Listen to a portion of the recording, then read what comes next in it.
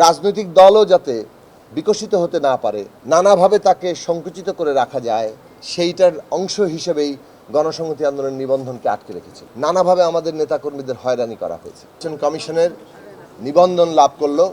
আজকে সেই নিবন্ধনের যে কাগজ, নিবন্ধনপত্র, সেটা নির্বাচন কমিশনের সচিব তিনি আমাদের কাছে হস্তান্তর করেছেন।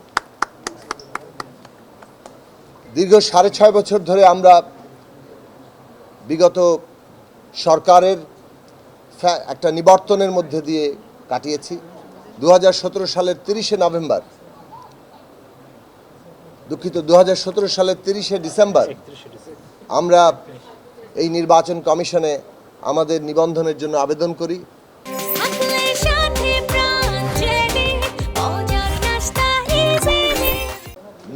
নিবন্ধনের জন্য যে শর্তাবলী ছিল সবগুলো আমরা পূরণ করি।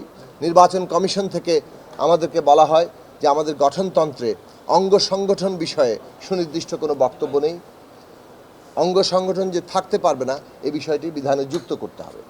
আমরা আমাদের দলের বর্ধিত সভা ডেকে আমরা সেই সংবিধান সংশোধন করেছি, গঠনতন্ত্র সংশোধন করেছি এবং তারপরে সেটা আমরা নির্বাচন কমিশনে জবাব দিয়েছি।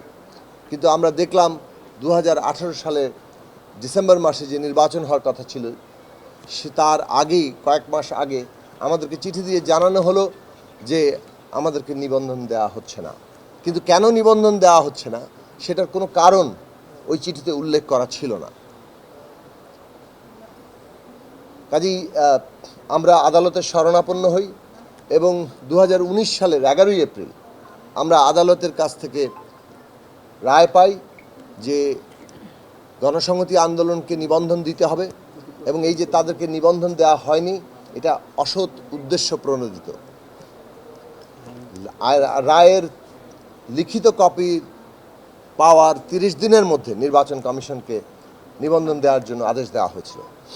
30শে জুনের মধ্যে আমরা সেই রায়ের লিখিত কপি পেয়েছি এবং সেটা নির্বাচন কমিশনও পেয়েছে এবং আমরা দেখলাম সেই 30শে জুন 2019-এর পর থেকে বছর কেটেছে, কিন্তু নিবন্ধন দেওয়ার ব্যাপারে নির্বাচন কমিশন কোনো তৎপরতা চালায়নি।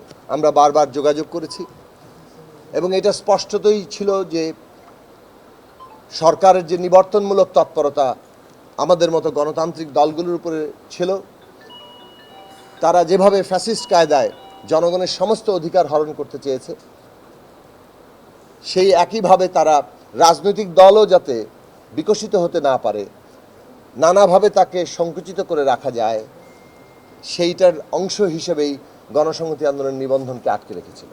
আমরা দেখেছি কিভাবে বছরের পর বছর ধরে বিভিন্ন জেলায়, থানায়, অঞ্চলে আমরা যখন কাজ করতে গিয়েছি, নিবন্ধন নেই এই অজুহাতে পুলিশ অনুমতি দেয় না, আমরা অফিস ভাড়া নিতে পারি না, নানাভাবে আমাদের নেতাকর্মীদের হয়রানি করা হয়েছে।